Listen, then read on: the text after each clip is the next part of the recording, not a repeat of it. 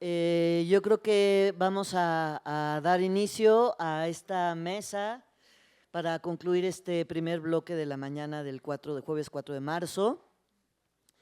Y es la titulamos Diálogos entre un director y una actriz. Entonces, pues tengo el grandísimo honor de estar aquí como actriz compartiendo esta plática con ustedes y con el maestro David Holguín.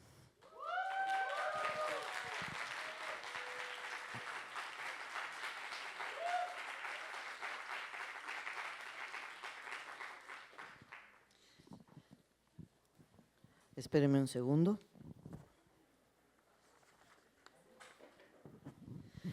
David Holguín es figura clave en el teatro mexicano, dramaturgo, director de escena, formador de generaciones de actores, dramaturgos y directores, merecedor de premios nacionales e internacionales de dramaturgia.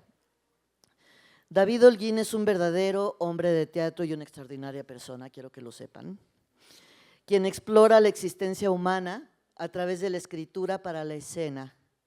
Su teatro es vasto en temas, significados y referencias. Su obra está publicada, traducida y representada en México y en el extranjero y constituye una de las dramaturgias más coherentes en su desarrollo y compleja en sus exploraciones del final del siglo XX y las primeras décadas del siglo XXI. También David se formó en esta facultad, estudiaste letras hispánicas y letras inglesas y estudió también, se formó en el CUT. Ha dirigido varios proyectos aquí en la universidad con estudiantes y con actores profesionales y ha dirigido en muchos lados también. Bienvenido, David, muchas gracias por estar aquí con nosotros. Muchas gracias, Emma, te agradezco. Gracias. Muchas gracias.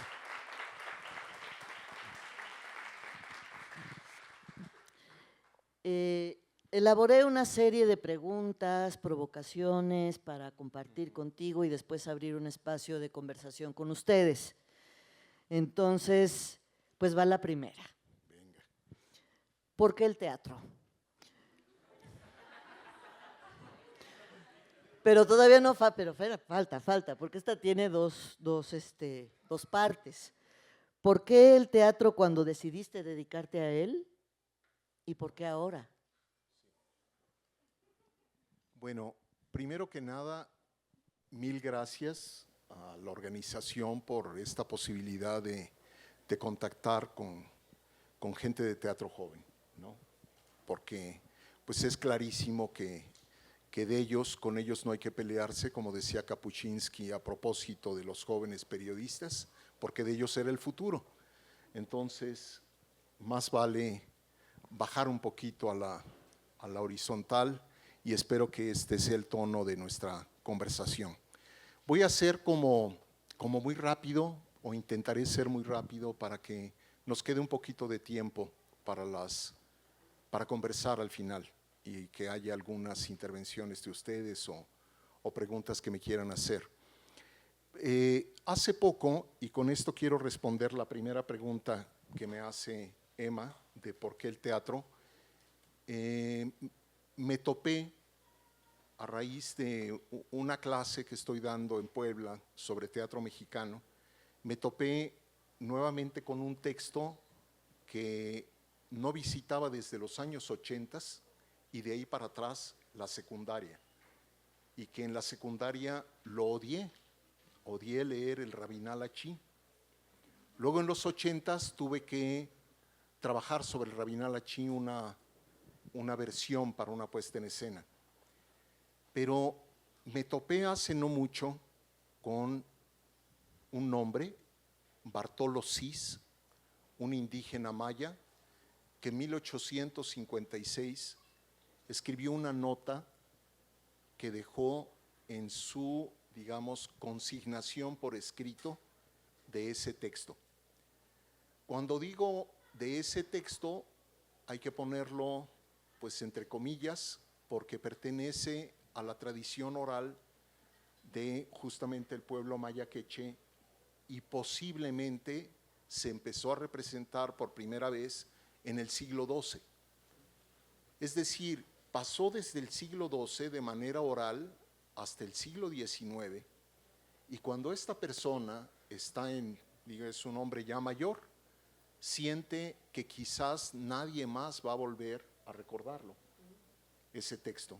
Y entonces decide juntarse con un par de escribas que sí sabían escribir, digamos, tenían la posibilidad de la escritura, y él les dicta el Rabinal Achí. Y me parece un momento pues extraordinario, o sea, saberse este hombre depositario de toda una tradición de siglos, por así decirlo, de una sabiduría de siglos que él sentía y percibía pues que se iba a perder. Y entonces pone una dedicatoria en el texto, más que una dedicatoria, pensemos una nota, donde dice algo así lo que estoy contando, es decir, pensando en que mis contemporáneos, mi gente ya no lo va a recordar, es importante que esto quede consignado. Y entonces pone al final, así sea, 1856. Luego, pocos años después, de hecho 2 años después, se entera por ahí un sacerdote, Charles Etienne Bracer, que es un francés que está en el pueblo de Rabinal, La Vera Paz, Guatemala, y se entera que existe ese material, que hay que decirlo, es el único, digamos, documento donde no hay ninguna influencia europea dentro de esas corrientes del teatro prehispánico. De hecho, termina con un sacrificio humano, el ritual, ¿no? Y Bracer le dice, yo doy el dinero, júntate a los actores, vamos a entrecomillarlos, y háganlo aquí en la iglesia. Es un loco, Bracer. Lo representan, Bracer lo va finalmente a traducir al francés, y de ahí para el real es por lo que lo conocemos. Y entonces, ahora que me hallaba esto, que repudié tanto en mi secundaria, me conmueve profundamente. ¿Qué me conmueve del asunto? Hay una idea sobre lo sagrado. No es teatro occidental, hay una concepción sagrada de por medio. Hay una especie de círculo que se arma, un poco invoca, él es un ejecutante que invoca, que tiene o sabe que tiene una conexión con una allá arriba y una abajo, que es una criatura en el tiempo que desaparecerá, que tiene el elemento de lo efímero, que tiene nuestro arte, y todas las metáforas que arrastramos a propósito del gran teatro del mundo. Y tiene otra cosa, que es la evocación del pasado. Es decir, importa la actualidad, pero también esa conexión con el atrás, que creo que está presente en este arte como en ningún otro, en ese sentido. Y la idea de la fragilidad del presente, de hacerlo esa vez y punto. Entonces, ¿por qué el teatro? Pues porque es la posibilidad de una conexión con una forma de ser, pensar, sentir, que no tiene, creo, mucho que ver con los tiempos que en el presente estamos viviendo. ¿Por qué ahora? Ligado, pensaría en esa frase de la canción de Madonna que dice, you know that we are in a material world, ¿no? Y que justamente todo lo que hacemos en su manera más profunda, desde mi punto de vista, no tiene que ver con el material world. Por supuesto, tenemos que sobrevivir y todo el tiempo hay que estar pensando en formas de producción que permitan hacer del teatro y de las artes escénicas un arte. ¿no? Y rebasar el material world. ¿Pero por qué? Porque hoy como nunca hay que estar en conexión con ideas que solo el teatro puede dar.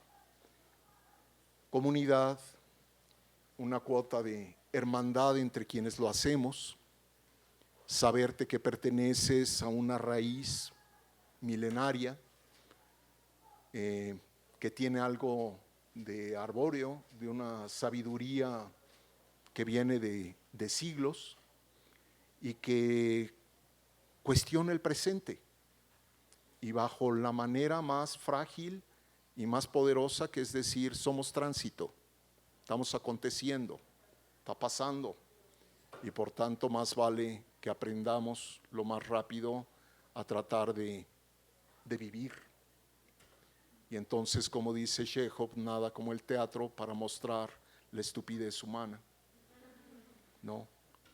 Y bueno, eso diría en cuanto al por qué hoy y cuándo y demás, pues un poquito como estos chavos, quizá en la prepa, quizá porque mi mamá me aplaudió mucho cuando brincaba en el caballo, en mi caballito Ronzi, sin saber qué condena tan espantosa me iba a meter. Es decir, caeríamos mucho en autobiografías sentimentales, pero bueno, entré al CUT en realidad después de haber visto algunas obras que pues admiré profundísimamente, experiencias en el teatro universitario, en el Centro Universitario de Teatro de entonces, en el teatro que estaban recién inaugurados en 79, si mal no recuerdo, Sor Juana y Juan Ruiz de Alarcón, y como chavo preparatoriano fui a ver y aquello me dejó deslumbrado. ¿Qué puestas fueron, David? ¿Te acuerdas? Pues bueno, vi Los Veraneantes en el CUT, me tocó ver El Rey Lear que hizo Garcini.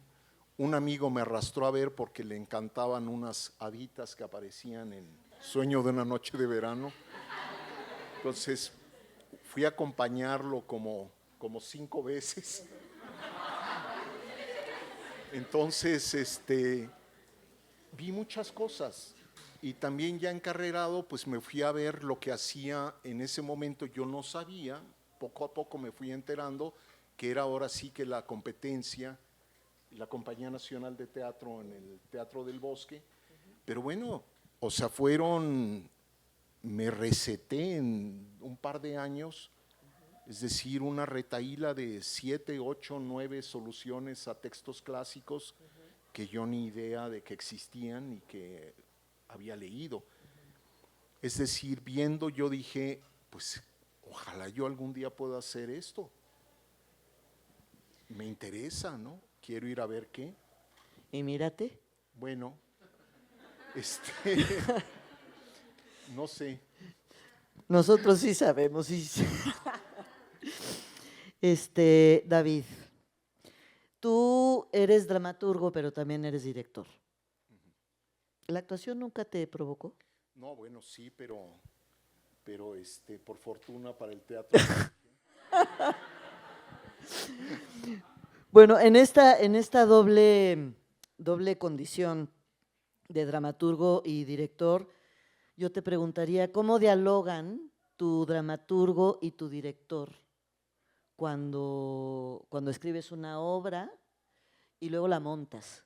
Sí. Yo tuve, ya lo puedo ver y decir así a toro pasado, como 3 etapas.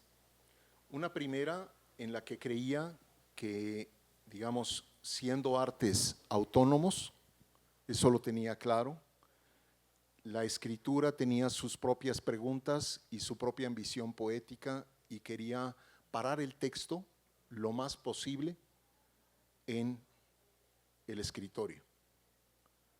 A sabiendas, no que yo fuera un dramaturgo de escritorio, es decir, yo ya había pasado por el CUT, ya había trabajado con gente de la escena, no sé, había tenido la fortuna de que de que mi maestro Ludwig Margules me encargara algunas adaptaciones de textos para televisión, para algún montaje. Jackie Su Amo, concretamente, que fue, digamos, como ese primer paso de una adaptación en el teatro profesional, ¿no? Es decir, yo ya me sentía de la escena, sabía que muchas cosas, de que bueno, no hay tal cosa como un texto no se toca, no se le quita una coma, esas son tonterías, ¿no? En realidad, que luego tienen los dramaturgos de escritorio. Pero aún así, yo creía que el material, antes de entrar en contacto con el actor, tenía que estar lo más sólido posible. O al menos así trabajaba yo. Y posteriormente me permitía modificar en función de la puesta en escena, de lo que yo iba descubriendo, cambiando y demás. Pero cometía un error desde mi punto de vista. Todavía yo estaba o amaba demasiado mi texto. Defendía muchas veces mi material como con una fe que, bueno, con el tiempo únicamente entendí que si ese texto valía la pena, pues sobreviviría acaso para otro montaje o en otras circunstancias. Otra gente terminaría por entender lo que yo no entendí, porque creo que a veces los dramaturgos no terminamos o no tenemos por qué entender absolutamente todo lo que pusimos en palabras. Eso fue una primera etapa. Luego pasó una segunda etapa, cuya radicalidad me llevó a practicar la posibilidad de empezar montajes donde entraba, por así decirlo, como en un salto al vacío. Proponer un tema y decir, no hay texto. Se va a construir ese texto sobre la marcha y estamos emplazados, hay X tiempo y más vale que nos movamos, porque si no, quién sabe cómo nos vaya y qué vaya a pasar. Y bueno, así nacieron en ese extremo otro tipo de materiales, otro tipo de textos. Entonces me permití, pues por supuesto, escribir sobre las rodillas, me permití lo inacabado de manera muy radical. Empecé como a abrazar mucho más la posibilidad de pensar en la actualidad y en el hoy, en última instancia, que creo que es lo que debe regir ese contacto ya de escena y espectador. Y por último, yo diría, pues una especie de equilibrio. Es decir, soy dramaturgo, no niego la cruz de mi parroquia. Las palabras me importan. Me parece que los textos no pueden ser concebidos como para la inmediatez. Creo que la ambición tiene que ser como mucho más radical de quien escribe. Pero creo que el tiempo le viene bien en ese sentido al que escribe. Y por el contrario, cuando estamos montando, estamos en una tremenda batalla contra el tiempo. Y lo que tenemos que estar atentos es a descifrar el pulso del momento. Y a veces las palabras en ese sentido estorban. Y hay que saber en qué momento uno dice, pues ese texto estará muy hermoso, pero no estoy logrando resolverlo, o no estoy pudiendo comunicarlo bien con mi equipo, y pues más vale renunciar a él. Pero que no es renunciar posteriormente la posibilidad del ajuste de cuentas que se hace cuando uno piensa en que el texto pudiera ser publicado.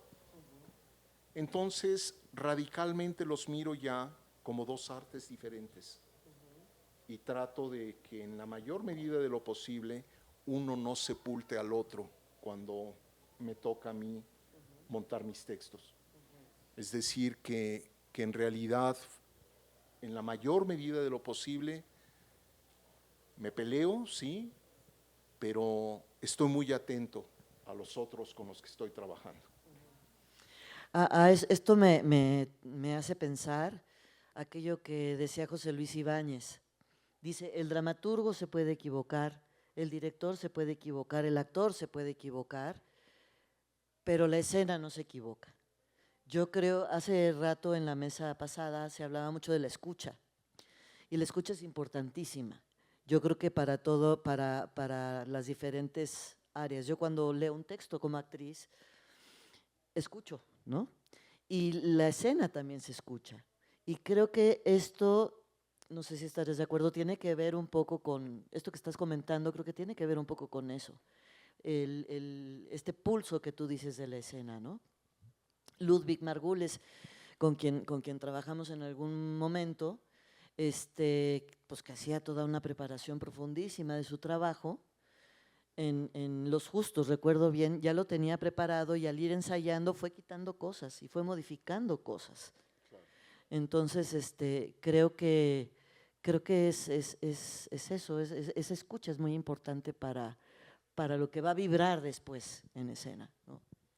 Fíjate, le escucha y otra cosa que tiene por ahí Eduard Talvi, que cuenta una anécdota que llega a escuchar un texto en boca de sus actores y les dice, bueno, lo han leído maravillosamente, lo oigo extraordinariamente bien, pero esas palabras yo ya las escribí y no viene a oír lo que ya escribí.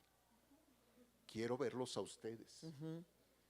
Y es ese salto a la apropiación, finalmente, ¿no? Sí, sí, y además son como diferentes dramaturgias, ¿no? Una, el texto escrito, luego la otra cuando empieza a resonar en el trabajo de escena, si lo hay, luego otra que se va construyendo en el proceso de ensayos y otra que queda al final. Y cada día, en cada función, se escribe de manera diferente sobre la escena, ¿no? Creo. De acuerdísimo. David, ¿cómo? Ahorita hablabas de los temas en esta segunda etapa, ¿no? De que un tema y entonces ibas construyendo. ¿Cómo eliges un tema?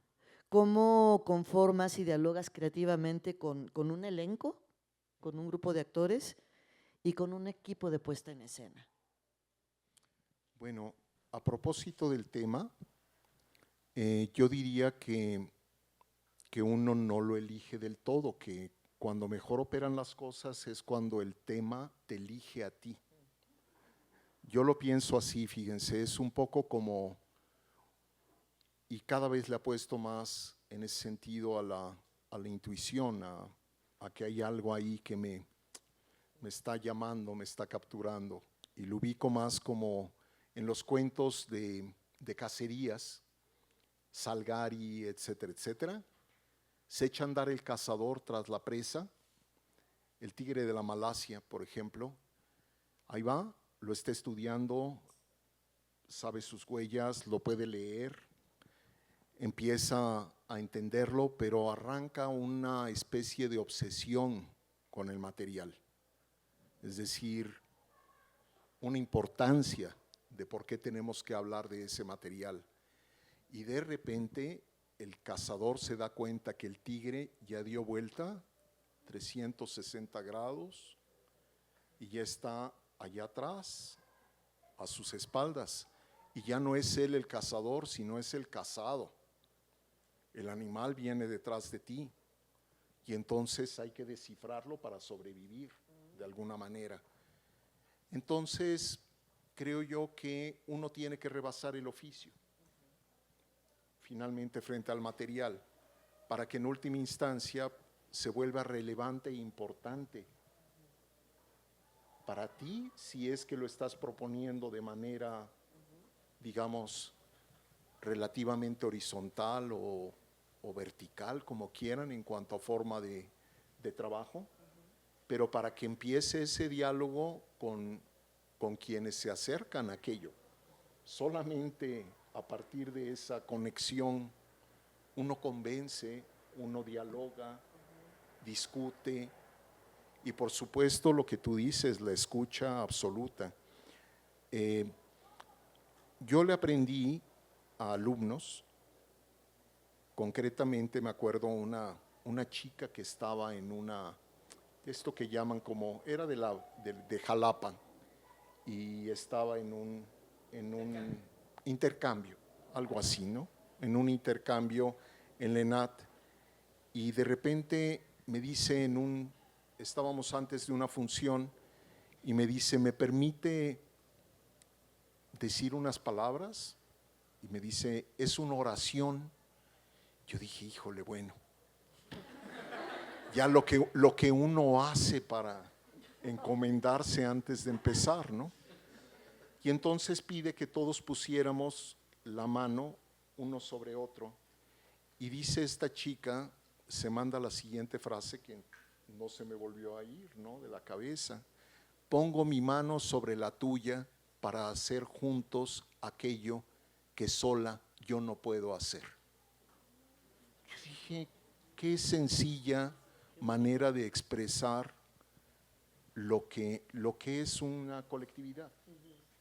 Y entonces, claro, la manera de relacionarte con los actores, pues parte justamente de eso, de un estamos juntos, construyo el ámbito de confianza para que hagan el desfiguro posible, que yo no puedo hacer, que invoco de la mejor manera posible para que lo hagan, la confianza para que de manera indirecta aparezca la posibilidad de la génesis emocional, no de manera directa, ¿no?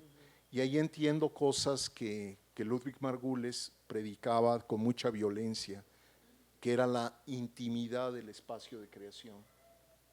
Es decir, como un lugar donde no caben los mirones hasta en un momento dado, donde no hay show del director, donde cualquier persona que llega de fuera a esa intimidad modifica la lógica de lo que está pasando y se está haciendo. Y entonces, bueno, pues toca escuchar, dialogar, discutir con los otros, con los actores, por supuesto con el equipo.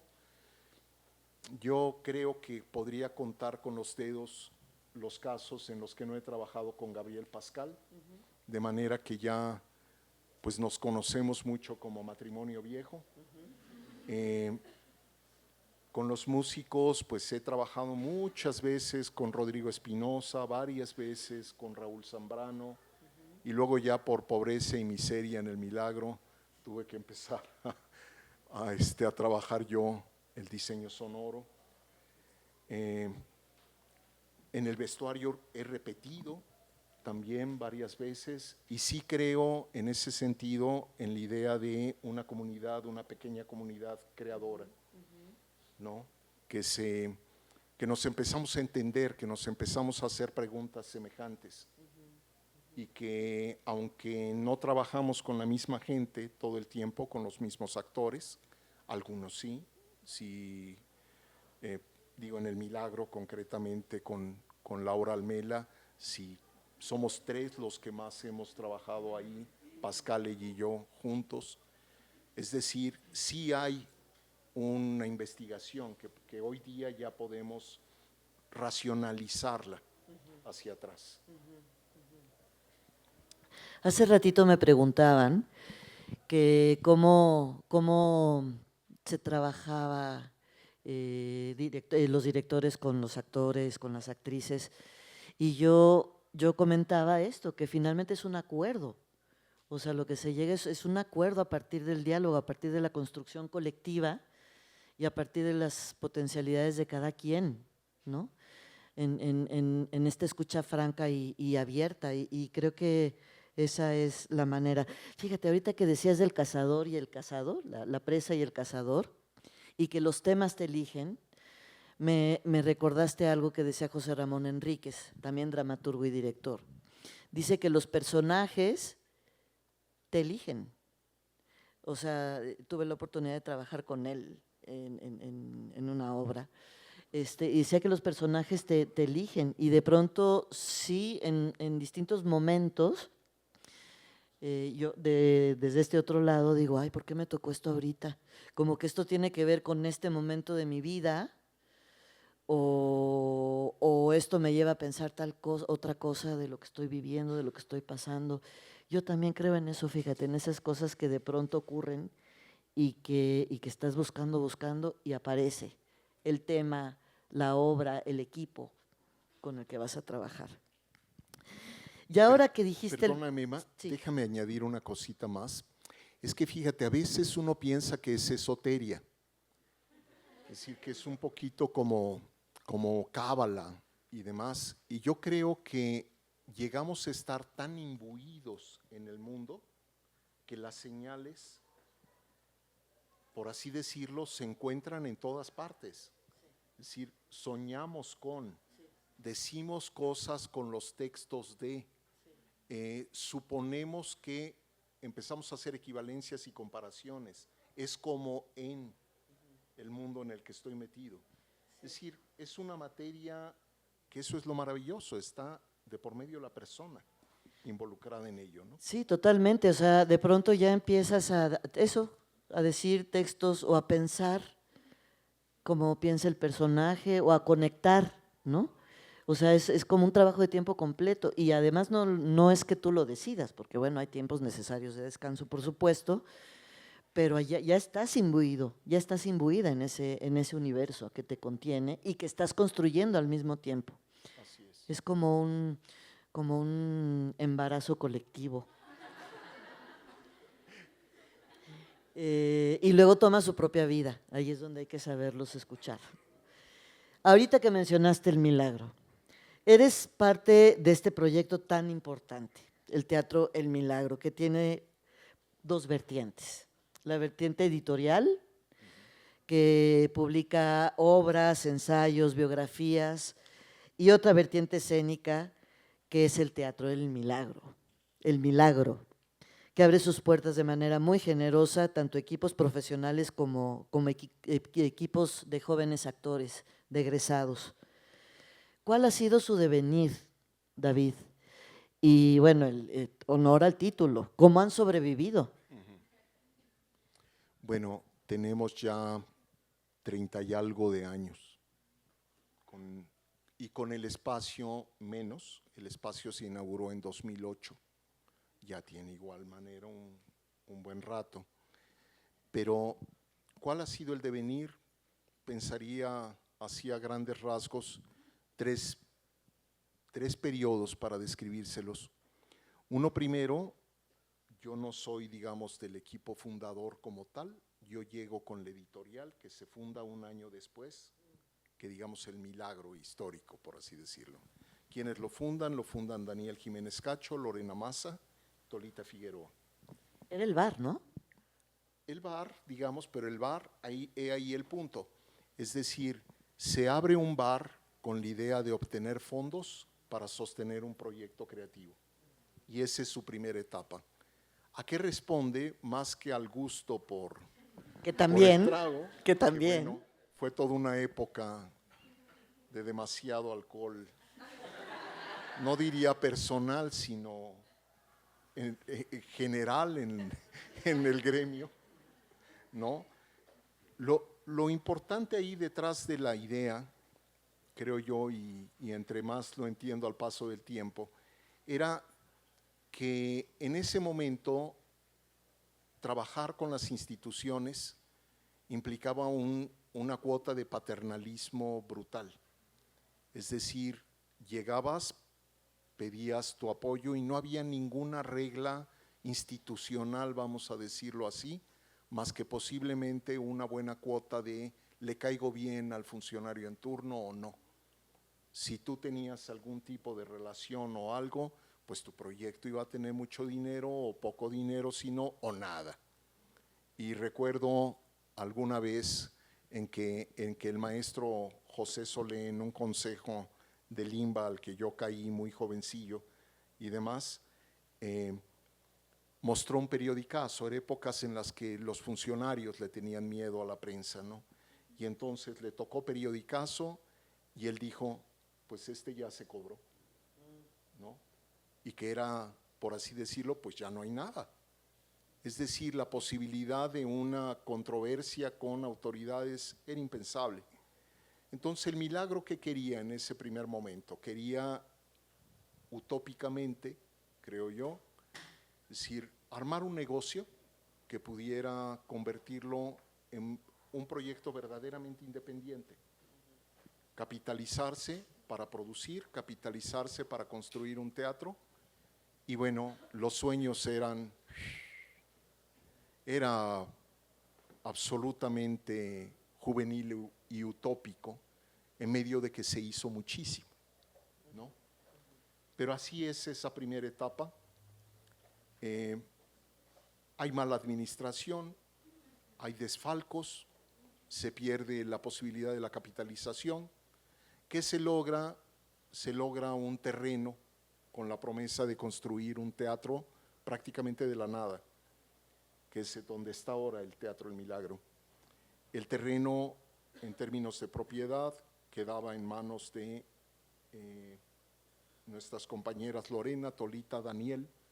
Con el paso del tiempo, bueno, como en los grupos humanos, se empieza a disgregar aquello, salen algunos, Daniel queda como propietario de ese terreno y se empieza a levantar durante una larga etapa, 1992 hasta 2008, que es cuando finalmente se inaugura ese teatro como tal. En medio de eso, ¿qué nos cambia radicalmente la perspectiva? Nos cambia un programa estatal que se llamó México en Escena, que todavía existe y que estaba diseñado y pensado para grupos con miras de largo plazo, con proyecto, digamos, de compañía estable. Ese proyecto nos cambió hacia una mirada de autonomía, vamos a decirlo así. Es decir, nos daba la posibilidad de la independencia de programación, de proyecto artístico, de decidir nosotros qué hacíamos. La justificación del asunto estaba en que por cada peso, por así decirlo, que nos daban, el Milagro lograba generar por sí mismo, entre taquilla, gestión, ventas, el bar, etcétera, otro peso. Entonces era un equilibrio donde decíamos, esto es una sociedad y estamos cubriendo una necesidad social que no la pueden cubrir las instituciones. Y decíamos, o ese era nuestro discurso, es deseable la autonomía porque ojalá hubiera este tipo de proyectos en todo el país. Garantiza la continuidad en última instancia de proyectos. Eso cambió también la idea de la capitalización del Milagro. Es decir, nos empezamos a dar cuenta que la necesidad era muchísima de espacio, de proyectos, y entonces no podíamos plantearnos la idea de una renta, no podíamos plantearnos la idea, también recibíamos fondos públicos, entonces decíamos el subsidio no solo es para nosotros, es también para una comunidad. Y fue un poco lo que generó una política de programación, pues donde apostábamos por gente joven también, ¿no? Sí. Era, no sé, le hicimos residencias cuando a Villarreal no le daban, por ejemplo, chance de estrenar en los teatros de Limba, lo rechazaban constantemente porque su lenguaje era incomprensible, etcétera, etcétera. Para el Limba, bueno, en el Milagro le hicimos una residencia de 7 de sus proyectos. Lo mismo a Viqueira, lo mismo a Luis Santillán, es decir, a la gente que ya está madurita hoy día. Sí, ¿no? Mejor ni digas, porque si ellos están maduritos, nosotros… Pues ya, ¿qué le hacemos? Y por último, pues eso se acabó.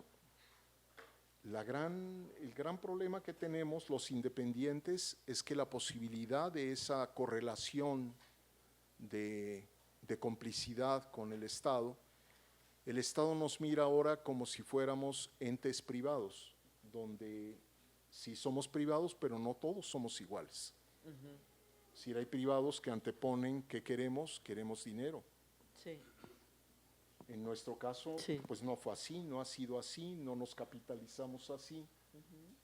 Y hoy día, ya habíamos tenido una probadita sin México en Escena hace unos 6 años, que estuvimos 2 años sin México en Escena, Y desde hace, pues ya vamos para el segundo año, no tenemos ningún tipo de apoyo de ninguna institución, o sea, nada, cero. ¿Qué hemos hecho? O sea, dijimos, bueno, pues hay que sostener, hay que resistir, hay que seguir haciendo lo que sabemos hacer, lo que hemos hecho hasta que no se pueda más, y punto. Y lo que decidimos fue optar por un modelo donde hemos armado cooperativas, en el sentido de, como la maestra Huertas no me dejará dudar, me permitirá reafirmarlo, lo hicieron su generación en los años 70, ¿no? Es decir, cuando carecían también de cualquier tipo de apoyo institucional y se juntaban actores, director, equipo y decían, se tiene que hacer, punto. Y levantaban el proyecto y luego ya lo vendían, que sí, por aquí, por allá, o a la CONASUP, o en alguna gira, o qué sé yo. Y un poco estamos en eso. Paradójicamente, les diría, por ejemplo, el proyecto que ahorita está en el Teatro Juan Ruiz de Alarcón es resultado de es quizá no habíamos hecho un proyecto tan ambicioso en términos de sus dimensiones escenográficas y demás. Se hizo con 120,000 pesos, es lo que había. Se hizo con, dijimos, hay 3 actores cercanos a la compañía, un director, un escenógrafo, el productor francés dijo, tengo yo los derechos, y nos echamos a la mar, bajo la idea de vamos a levantarlo, luego vemos qué le puede pasar. Y ha sido pues un proyecto afortunado en ese sentido. El punto es el modelo. Yo creo que lo que pude ver, Emma, y es crítica directa, por ejemplo, al modelo Efiteatros. En Efiteatros que veo, dan hasta 2 millones de pesos para dar 12 funciones, 20 funciones. El productor privado se embolsa el resto. Cuento con los dedos los productores de Efiteatros que vuelven a involucrar su capital para crear un nuevo proyecto. Carro de Comedias del UNAM, yo hacía números así nada más en mi cabeza de ocio, más o menos le he hecho 1,100,000, 1,200,000, ¿no? A la producción que tienen. Dan en un año 120 funciones, más o menos, lo supe por mi hijo que ahí anduvo un rato, ¿no? Giran por distintas ciudades del país, es decir, cuesta la mitad que lo que un efiteatro. Y le da trabajo alrededor a 10 personas durante un año. Y justamente en el momento en que más se necesita, que es la inserción al mundo profesional. Sí. Entonces, es una catástrofe lo que yo observo en términos de la producción. Y en este momento, el Estado mira a los independientes igual que si estuviera lidiando con Ocesa o con Morris o con alguien así, ¿no? Es un momento donde, como nunca en todo el país, contaba en la ANTI, la Asociación de Teatros Independientes, hay 38 proyectos autónomos en todo el país. Eso es notabilísimo en la historia del teatro mexicano. Y están, yo creo que si el milagro está como está, vamos, no quiero pensar cómo se puedan sostener allá en Ciudad Juárez, en Chetumal, Telón de Arena, etcétera, etcétera, con las posibilidades que tienen de convocar público, finalmente, ¿no? Entonces, bueno, esa es la historia y pues seguiremos hasta donde se pueda. Ojalá que se pueda Esperemos muchos años más. David, hace ratito comentábamos que has trabajado con profesionales y con estudiantes. ¿Qué semejanzas y diferencias encuentras tú cuando trabajas con actores profesionales y cuando trabajas con estudiantes de teatro? Bueno, empecemos por por las semejanzas. Es decir, a mí me ha tocado trabajar sobre todo en el cuarto año, con los chicos de cuarto año, en diversas escuelas, ¿no? Sobre todo las públicas. Y llego las más de las veces como invitado, en algunas como resultado, digamos, de un proceso académico, pero más como invitado. Y en ese sentido, a mí lo que me interesa es llegar y plantearme una relación de inicio como, es decir, nos juntamos aquí con la idea de hacer un proyecto artístico, un diálogo artístico. Soy, por así decirlo, un colega viejo, que tengo más experiencia, pero que de entrada son la gente con la que voy a trabajar. Entonces, si parto de inmediato, sobre todo en los tiempos contemporáneos que corren, estableciendo una relación vertical, creo que es volver a una idea de adiestramiento de parte del actor.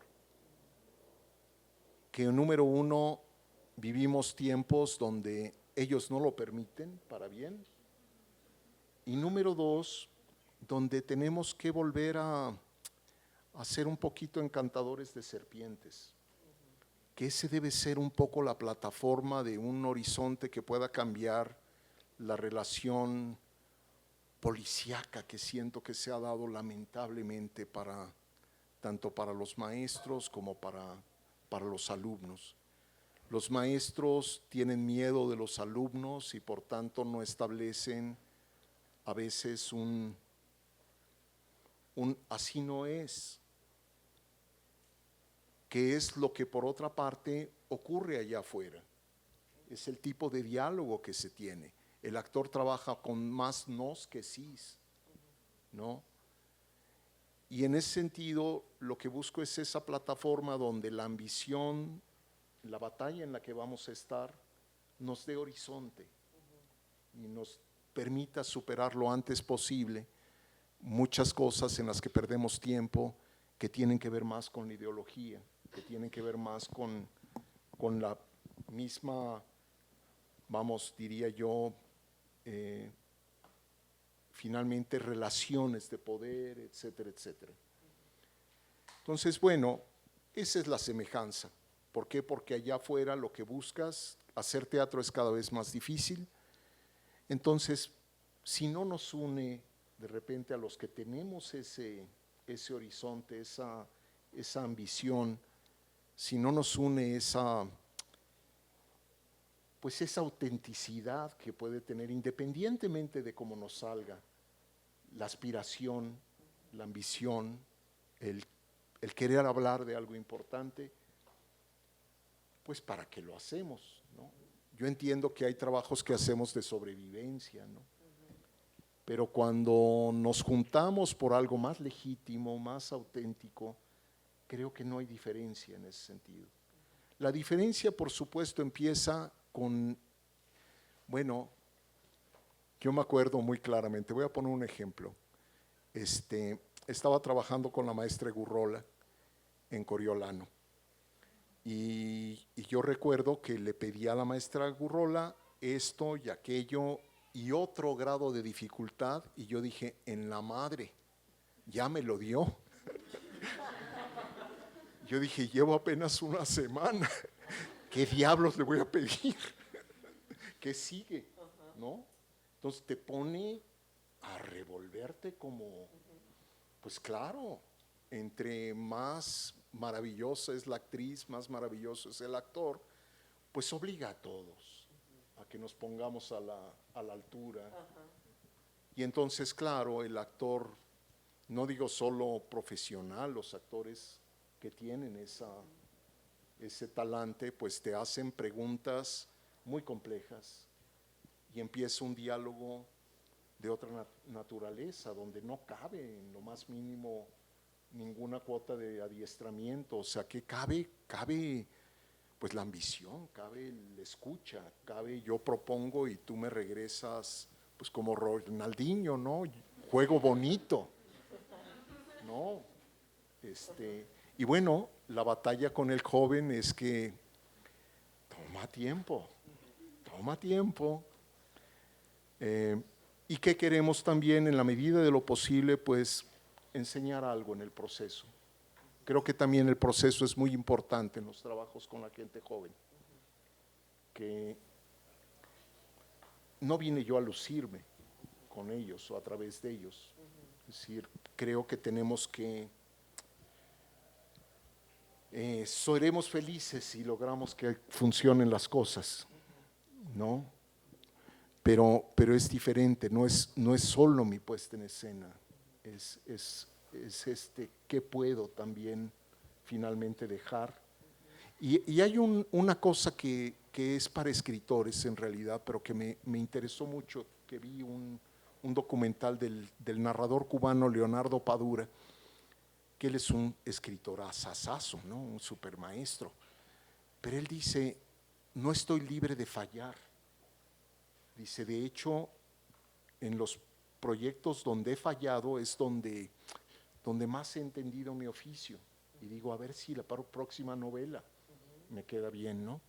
Y él dice, ¿qué me propongo? Me propongo simplemente decir, voy a hacerlo con la mayor ambición posible que me da mi conocimiento de mi oficio en este momento.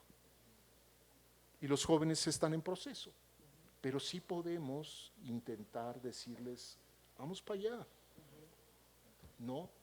Y ahí es donde creo que si se entiende eso, se empieza a borrar este pleito, que perdemos mucho tiempo en el pleito de las verticalidades, ¿no? Sí, yo lo que dialogan, hay un bebé, Un bebé. futuro actor, actriz o persona de teatro, qué bueno que está aquí, un buen augurio. Lo que en relación con eso, creo que en la docencia es eso, es compartir experiencia. Hablábamos en la mesa pasada, experiencia, o sea, hay un camino andado, ¿no? Y es compartir esa experiencia, porque lo que se enfrentan ustedes como jóvenes, como actores, es a lo mismo que nos enfrentamos nosotros como actores ya con más añitos. Lo que pasa es que hay ya un camino andado, ¿no? Y si está Luis hablaba de generosidad, y si está la generosidad de ambas partes, tanto de poder compartir como de poder, tanto de uno como de otro, ¿no? Mi hermana decía que era una gran maestra, el maestro es el alumno y el alumno es el maestro. Todos aprendemos juntos, ¿no? Compartiendo experiencia y aprendiendo del otro. Estamos ya sobre el tiempo. Sí, eso es lo que iba a decir. Nos faltan algunas preguntas, pero podemos abrir el espacio, que de alguna manera ya has respondido a algunas de las cosas que estaban planteadas. Pero si alguien quiere preguntar algo al maestro, si no, seguimos con las preguntas. Mencionó la palabra proceso en los actores estudiantiles, ¿no? Me gustaría saber, ¿usted cómo definiría esa palabra, proceso? Bueno, te lo pondría así. Creo hoy día es mucho más significativo a veces el proceso que el resultado en sí mismo. Y a veces lo siento eso mucho más claro cuando trabajo con gente joven. Y también en determinados, pues evidentemente, proyectos que se hacen hoy día en las posibilidades que tienen las artes escénicas, ¿no? Es decir, proceso que implica, o sea, es ese lugar de privilegiado del ensayo, donde ponemos a prueba cuestionamientos, lenguajes, pero también, pues, colectividad, hermandad, comunidad, un acompañamiento, estamos juntos unos con otros, somos familia por un tiempo breve. Por lo general hoy día busco que con la gente con la que estoy trabajando hay una enorme empatía de antemano, busco mucho eso, ya. Es decir, pensar en los divismos o en la olla de grillos o en te meto el pie, me causa ya, o sea, no, digo no, o al menos no quiero, ya no quiero. Y cada vez me pasa menos, ¿no?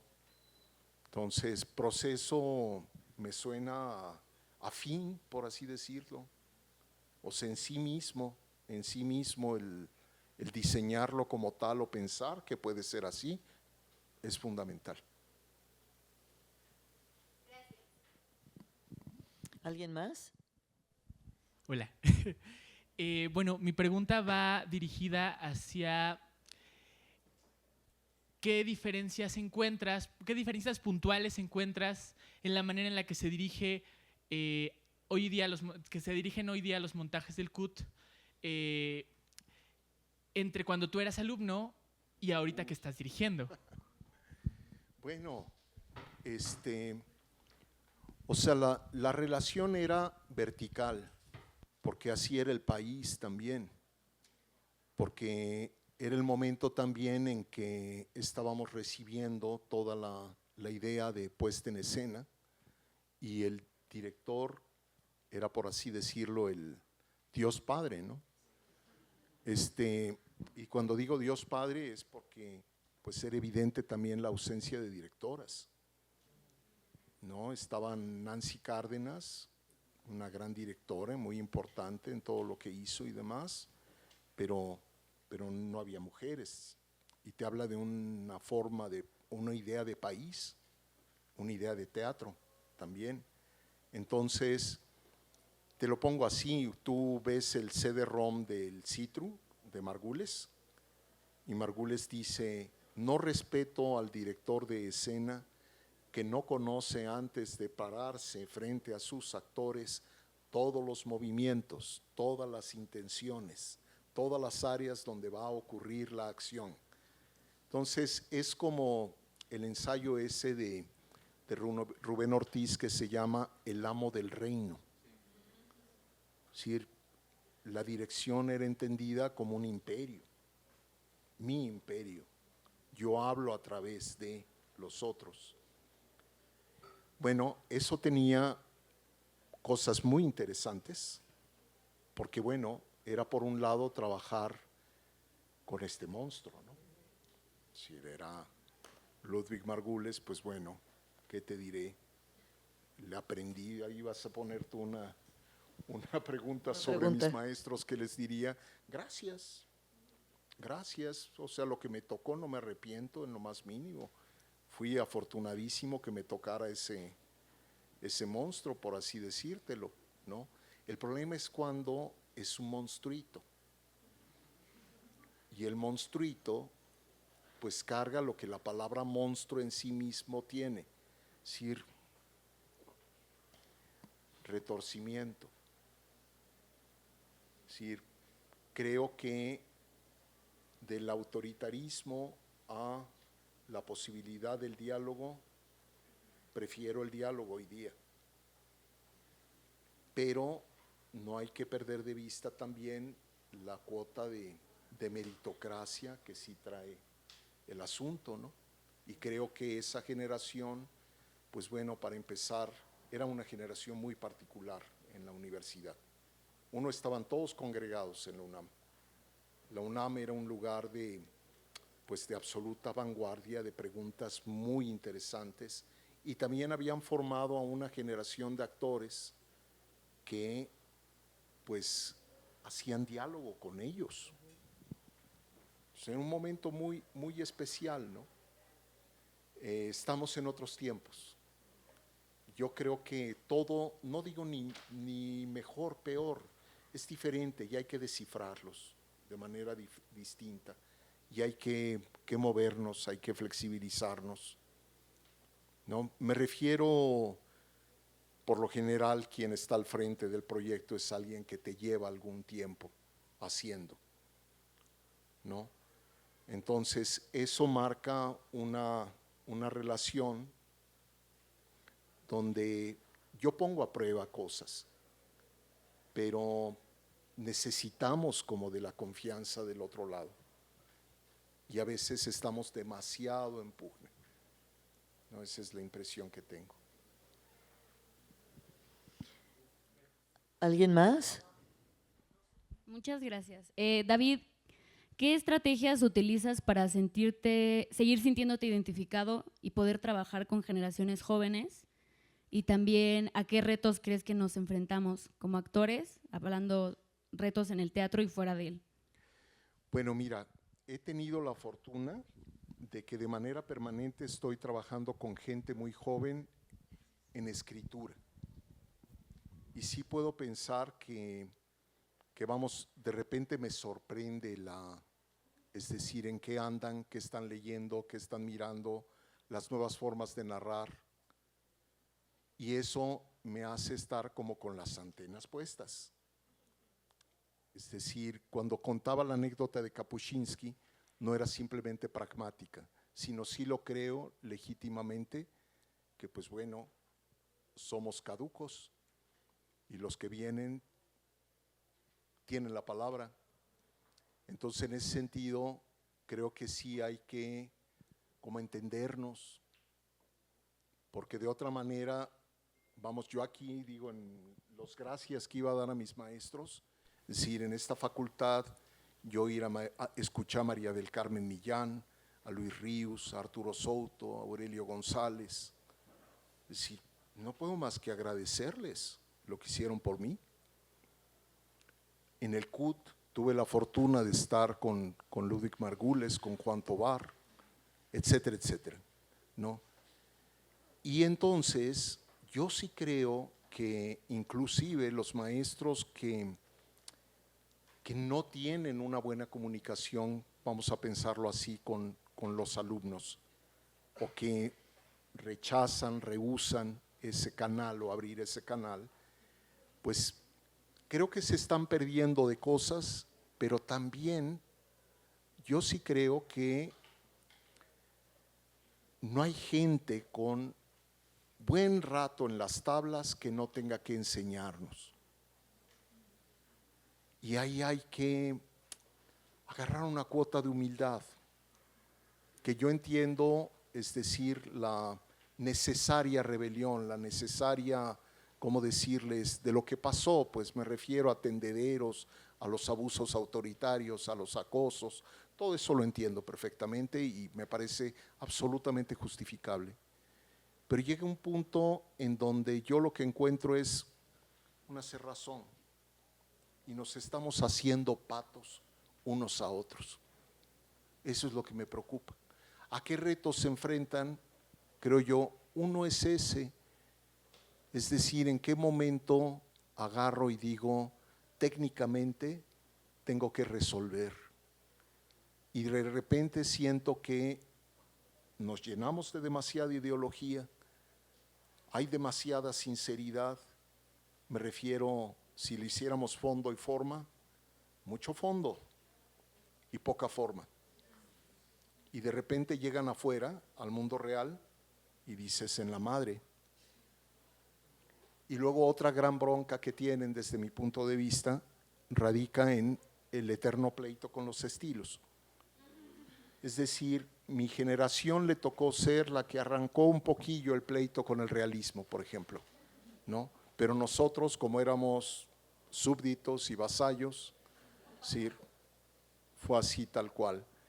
Y así gradualmente siguió la purga hasta que expulsamos radicalmente a Stanislavski, pero no nos enteramos que había pensamiento post-stanislavskiano, que sí pasó en primer mundo, que sí siguió en Estados Unidos, que sí le siguieron dando vueltas, y de repente ocurre hoy día la gran paradoja, es decir, en la escuela ya no estamos entrenados en realismo, pero se está haciendo realismo en los lugares donde les van a pagar para sobrevivir, lamentablemente. Y entonces, ¿qué carajos haces ahora? Si yo solo estoy entrenado en postdrama. Entonces es una gran bronca. Pero, hombre, como todas las generaciones, cada quien nos fuimos haciendo preguntas en nuestro momento y el futuro será de ustedes, punto. Muchas gracias, David. Gracias, gracias.